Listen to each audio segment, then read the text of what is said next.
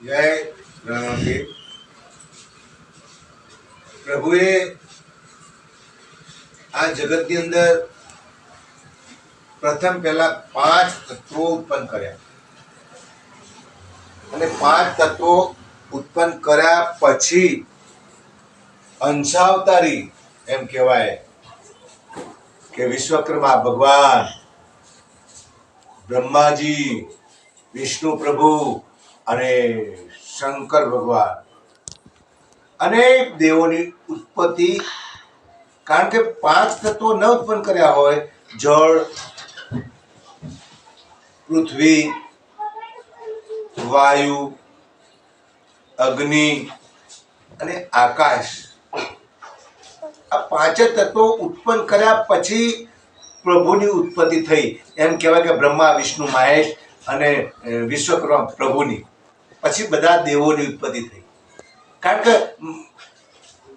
પરમબ્રહ્મ નારાયણે જે ઉત્પત્તિ કરીને એ આ વસ્તુ ના હોત, આ તત્વો ના હોત તો ક્યાં ઊભા કરે?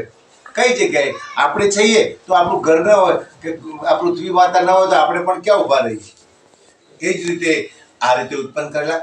પ્રથમ પહેલા આપણે ગમે ત્યારે સૂર્ય ભગવાનને જળ ચડાવીએ છીએ ને, તો સૂર્યનારાયણને જળ ચડાવીએ પહેલા આપણને મંત્ર આવડતા હોય તો મંત્ર બોલીએ છીએ.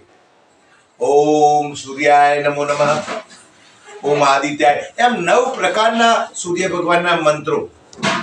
અને જળ જ્યારે ચડાવીએ ને, અને સૂર્ય ભગવાનનું પ્રતીક સામું દેખાવું જોઈએ. અને આપણે જે ધાર કરીએ ને જળની, એ ધાર પ્રભુના વચ્ચોવચ્ચ આમ પડવી જોઈએ. બરાબર?